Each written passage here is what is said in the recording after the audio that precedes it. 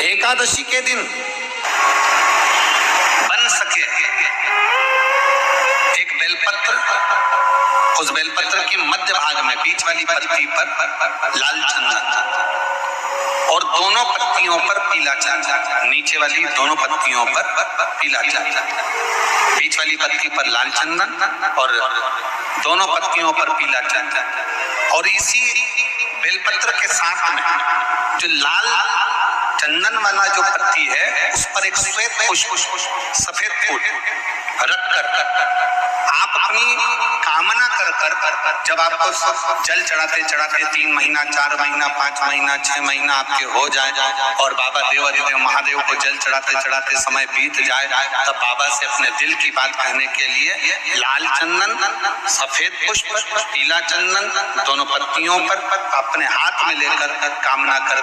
अशोक सुंदरी वाली जगह पर जब हम उसको समर्पित कर, अशोक सुंदरी वाली जगह पर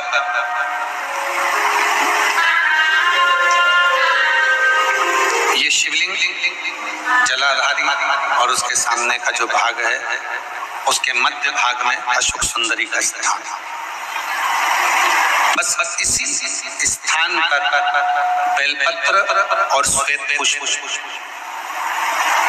बीच वाली पत्ती पर लाल चंदन, आसपास की पत्तियों पर पीला चंदन और वो शिवलिंग की सम्मुख में जो अशोक सुंदरी का स्थान है वहां समर्पित कर। उस ये रोज नहीं करना, फिर ध्यान देना, कभी कभी 4-6 महीने निकल जाएं, 8 महीने निकल जाएं, 3 महीने निकल जाएं, 5 महीने निकल जाएं, उस स्थान, और ये हमने एक बार नहीं बताया, इसको पहले भी वर्णन कर चुका। एकादशी के दिन गंगा के जल में मात्र 7 बेलपत्री डालकर जो नंदीश्वर भगवान अर्थात जो शंकर जी के शिवलिंग के सामने नंदी होता है, उस नंदी के चरण पर गंगा का जल चढ़ाकर बेलपत्री शिव पर समर्पित कर देता है, उसके घर में रुपया रुकना चालू हो जाता है, फिर वो गलत जगह पर नहीं जाता, गलत स्थान पर वो धन जाएगा ही नहीं। बेटा अगर व्यसन में पड़ा हुआ है, मदिरा पान में पड़ा हुआ है, मांसाहार में, जुए आदि में जा रहा है, तुम्हें लग रहा है कि मेरा बेटा गलत मार्ग पर जा रहा है, ये मित्र दोस्ती गलत हो रही है, वो सही जगह पर आ जाए तो हो रही है। 30,000 रुपये महीना, 40,000 रुपये महीना कमा कर लेकर भी आ रहा है, कमाई तो आपकी हो रही है, 30-40 हजार रुपये महीना आप कमा रहे हो, 50,000 रुपये महीना, 1 लाख 2 लाख 4 लाख रुपए आप कमा भी रहे हो, पर आया और चला गया, उसका क्या करोगे?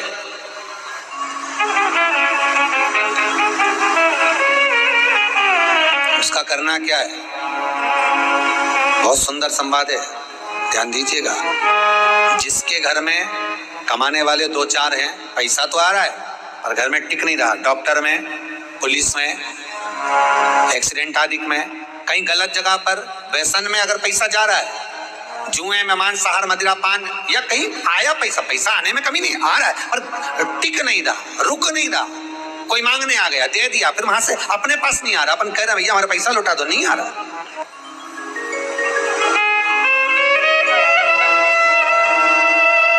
करना है एकादशी। कई लोग इसको धन के लिए भी करते हैं, संपदा के लिए, संपदा के लिए अर्थात जिसका व्यापार नहीं चलता, जिसके घर में पैसा नहीं आता, या नौकरी नहीं लग रही, या सर्विस नहीं लग रही, आप अप्लाई कर रहे हो, जगह जगह जाकर इंटरव्यू भी दे रहे हो और पैसा नहीं आता, तो उसके लिए भी प्रयास किया जाता है। पर उसके लिए यहाँ पर जो धन के लिए करते हैं, उसके लिए विष्णुपदी के लिए करते हैं। मतलब जैसे गंगा के जल में तुलसी के 11 पत्ते डाले जाते हैं। कितने पत्ते डालते हैं? 11 तुलसी के पत्ते डालते हैं, और उसको किसी भी नारायण के मंदिर में, राम कृष्ण शिव, शंकर नहीं, राम कृष्ण भगवान विष्णु, दत्त आदि जितने नारायण के मंदिर हैं, उस मंदिर में किसी भी पात्र में, एक छोटे से पात्र में उसको भरकर रखी जाते हैं महाराज, उससे भी जॉब, सर्विस, नौकरी में सफलता प्राप्त हो जाती है। परंतु वो भी एकादशी को ही होता है। कुछ देर तक पात्र को रखा जाता है, फिर वही पात्र का जल किसी भी वृक्ष के नीचे डाल दिया जाता है, उससे भी नौकरी के लिए फायदा मिलता है। गंगा का जल कोई साधारण नहीं। पैसा, धन ज्यादा आने लगे तो पत्नी को कहना चाहिए कि देखो थोड़ा बहुत मेरा मन है शिव महापुराण की कथा हो जाए, या फिर कहीं सत्कर्म में लग जाए, कहीं ब्राह्मण भोज, साधु भोज, सन्यासी भोज, गुरु जन में, संत जन में, साधु जन में, तपस्वी जन में कहीं लग जाए। ये धर्म पत्नी, जहां धर्म जुड़ा हुआ हो वो धर्म पत्नी। महाराज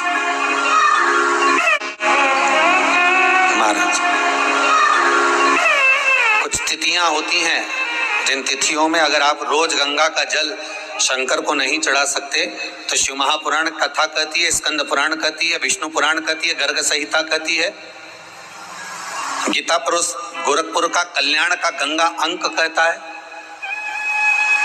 कि कुछ तिथियां भारत की भूमि पर ऐसी वर्णित है जिन तिथियों में भी गंगा का जल हम शिव को अगर एक बूंद भी समर्पित कर रहे हैं, गंगा का जल मात्र एक आधी चम्मच भी, आचमन जितना भी अगर हम शिव को समर्पित कर रहे हैं तो उसका सुख आनंदित है। जैसे पंचमी तिथि, नवमी तिथि, दशमी तिथि, एकादशी, प्रदोष, पूर्णिमा, अमावस्या, ये तिथियां हमारे यहाँ जो दी गई हैं, इन तिथियों में अगर हम गंगा का मात्र थोड़ा सा जल भी अगर जल के पात्र में डालकर गंगा जी का जल थोड़ा सा भी शिव के पास लेकर जा रहे हैं तो ये एक भाव अपने भीतर होना चाहिए कि आप केवल गंगा का जल साधारण शिव मंदिर में समर्पित नहीं कर रहे हो, आप गंगा का जल भले अपने घर से लेकर जा रहे हो और थोड़ा सा भी जल ले जाकर अगर शिव को समर्पित कर रहे हो तो तुम्हारे भीतर ये भाव होना चाहिए कि मैं गंगोत्री से जल भरकर सीधे रामेश्वर में ले जाकर गंगा के जल को समर्पित कर रही हूँ। श्रावण के महीने में या अन्य महीने में आप शिव को समर्पित कर रहे हैं, ये आपके भीतर एक भाव उत्पन्न होना चाहिए। एक बात आपको कही थी गुरु महिमा में कि घर से जब निकला करो ना तो भगवान देवाधिदेव महादेव का नाम लेकर श्री शिवाय नमस्तुभ्यम, घर से जब निकलो, कोई कार्य के लिए जा रहे हो तो आप श्री शिवाय नमस्तुभ्यम का स्मरण कर जाइए, आप किसी काम के लिए आगे बढ़ रहे हो श्री शिवाय नमस्तुभ्यम का स्मरण कर जाइए। जिस समय आपके मुख से श्री शिवाय नमस्तुभ्यम का स्मरण हो जाए या शिवलिंग का स्पर्श हो जाए या शंकर का अनुमोदन कर ओम नमः शिवाय बोलकर या राम बोलकर, कृष्ण बोलकर, शिव बोलकर, आपके भीतर जो रमा हुआ है, आप राम को मानते हैं आप राम को माने, हम मना नहीं करेंगे, आप कृष्ण को माने तो कृष्ण को माने, हम मना नहीं करेंगे, आपका दिल जिससे लगे, आपका चित्त वृत्ति जिससे लगे, और उस पवित्र भूमि में ना जाने कितने साधक, कितने साधु, कितने तपस्वी, कितने संत, कितने महात्मा, कितने जोगी, कितने सन्यासी, कितने ब्राह्मण जन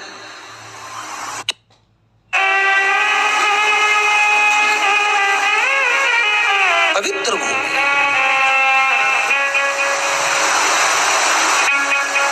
और उस पवित्र भूमि में ना जाने कितने साधक, कितने साधु, कितने तपस्वी, कितने संत, कितने महात्मा, कितने जोगी, कितने सन्यासी, कितने ब्राह्मण जन, कितने विद्वत जन इस भारत की भूमि पर भ्रमण करते रहते हैं, तब साधना करते रहते हैं, उपासना करते रहते हैं, मंत्र जाप स्मरण करते रहते हैं, और जब उनका मंत्र जाप का फल इस भूमि पर प्राप्त होता है तो यहाँ की जो रज है, यहाँ की जो धूल है, यहाँ की जो माटी है वो सुख का अनुभव करा देती है, एक आनंद का अनुभव करा देती है। श्री भागीरथ बाबा गंगा जी को लेकर आए,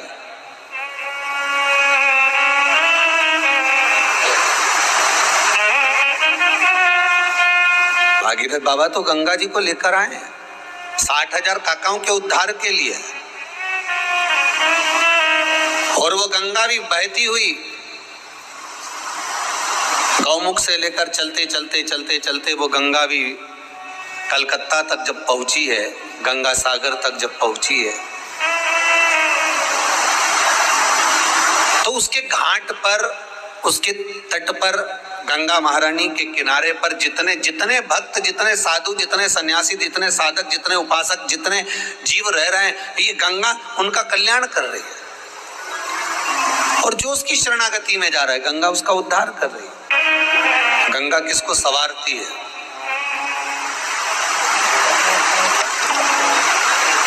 किसी ने कहा कि प्राण छूटे और गंगा जी में ले जाकर हस्तियों को छोड़ दो तो गंगा मोक्ष देती है। विष्णु पुराण में, गर्ग संहिता में देवी भागवत में, शिव महापुराण में, स्कंद पुराण में लेख लिखे हैं कि गंगा जी ने शंकर जी से वर मांगा था कि मेरे जल में जब तक जीव की अस्थियां पड़ी रहेंगी तब तक वो जीवात्मा वैकुंठ का भोग भोगेगी।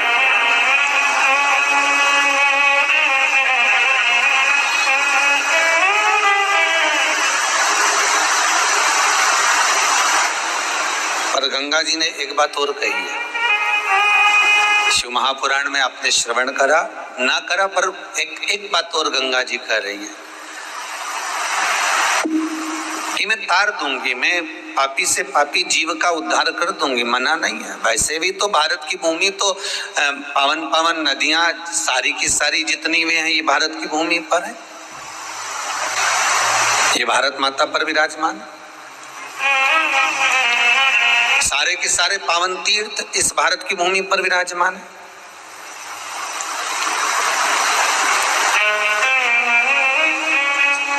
पुण्यमय नदियां, पुण्यमय तीर्थ, पुण्यमय तालाब, सरोवर जितने भी हैं ये सब इस भारत की भूमि पर हैं। गंगोत्री में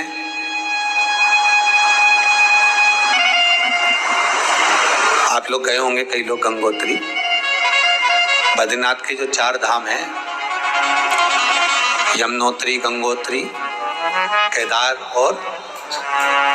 बद्रीनाथ। ले विष्णु पुराण में कहा 3 तरह से मरे हुए व्यक्ति की गति नहीं है, उसको मोक्ष नहीं है। पहला पानी में डूब कर मरा हुआ, दूसरा सर्प के डसे से मरा हुआ, तीसरा स्त्री के हाथ से, नारी के हाथ से मरा हुआ व्यक्ति, इसकी गति नहीं है, मोक्ष नहीं है इसकी। इनकी गति केवल एक है, वो है शिव महापुराण की कथा। अगर कोई पानी में डूबकर मर भी गया है, उसके परिवार का, उसके कुल का व्यक्ति अगर एक बार शंकर की कथा भले यहाँ आकर ना सुने, टीवी के सामने भी बैठकर सुन रहा